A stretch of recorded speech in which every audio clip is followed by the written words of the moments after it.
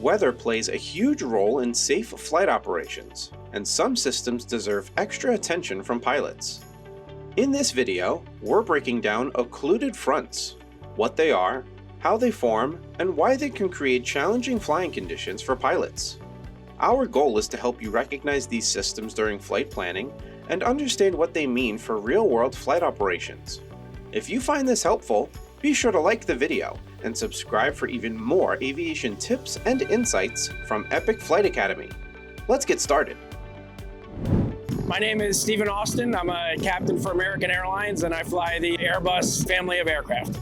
Basically, an occluded front is a cold front that is overtaking a warm front. So what happens is the warm front is lifted up by the cold front. It creates various layers of clouds and different types of precipitation, often leading to IFR conditions. An occluded front forms when a faster moving cold front catches up to a warm front and lifts the warm air completely off the surface. For pilots, this matters because once the warm air is lifted aloft, weather conditions become widespread and persistent rather than localized. Occluded fronts are frequently associated with extended cloud cover, steady precipitation, reduced visibility, and prolonged IFR conditions. Occluded fronts develop during the later stages of a low-pressure system. As the system matures, a cold front advances faster than the warm air ahead of it. When the cold front overtakes the warm front, it forces the warm air upward. Once that warm air is no longer in contact with the surface, the front becomes occluded. This lifting process creates deep cloud layers and long-duration weather. Unlike fast-moving cold fronts, occluded fronts often linger, impacting flight conditions for many hours or even days. There are two types, based on temperature differences near the surface. In a cold occlusion, the air behind the cold front is colder than the air ahead of the warm front. This results in stronger lifting, thicker cloud layers, and more significant aviation impacts. In a warm occlusion, the air behind the cold front is warmer than the air ahead. Lifting is more gradual, but precipitation and low ceilings can still be widespread and persistent. Cold fronts typically generate abrupt weather changes and thunderstorm activity and a little bit more aggressive weather. Warm fronts are a little bit more similar to occluded fronts in that it's more of a slow change and it creates a long-term precipitation with often IFR conditions. Occluded fronts can create various layers of clouds as well as different types of precipitations. It could be precipitation associated with a cold front or a warm front, being that they're kind of mixed. From a pilot's perspective, both types commonly produce IFR and require conservative decision-making.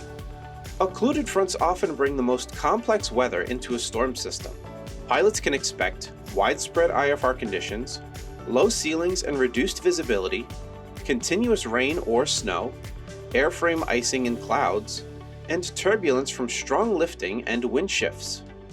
VFR conditions are frequently marginal or unavailable, and weather often deteriorates faster than it improves. Instrument approaches are commonly required, and alternate planning becomes critical. Turbulence may range from light to severe, both in clouds and near the surface, especially closer to the low-pressure center. Occluded fronts are not short-term weather events. Once one appears in a forecast, pilots should expect long-lasting impacts and plan accordingly. An occluded front is going to create a long-term steady rain condition as well as various cloud layers, typically IFR conditions. So I'm really going to pay attention to the forecast, possibly determine whether I need an alternate or not, check the weather of my alternate, and then have the appropriate fuel reserves and alternate fuel for flight planning purposes. Occluded fronts are common on exams, in briefings, and in actual flight operations. More importantly, they represent situations where pilots must slow down, think ahead, and respect the limits of weather and the aircraft. Understanding occluded fronts helps pilots think beyond a simple front crossing and anticipate how long conditions may persist. These systems are a reminder that some weather does not pass quickly and requires patience, planning, and flexibility. Any weather phenomenon, whether it's an occluded front or not, really is under consideration when flight planning. There's no mission in a flight. There's never a mission to complete a flight. The mission is to safely execute a flight, gathering all the knowledge possible, weather included, aircraft included. Know the weather, know what to expect, and don't create a mission to complete the flight. Recognizing an occluded front early allows you to make smarter decisions before you ever leave the ground, which is exactly where safe flying starts. Thanks for watching. If you learned something new, leave a like. It lets us know you are enjoying our content and learning something new. Also, if you're considering a career in aviation as either a pilot or aircraft mechanic, subscribe to our YouTube channel for even more aviation tips and insights from Epic Flight Academy.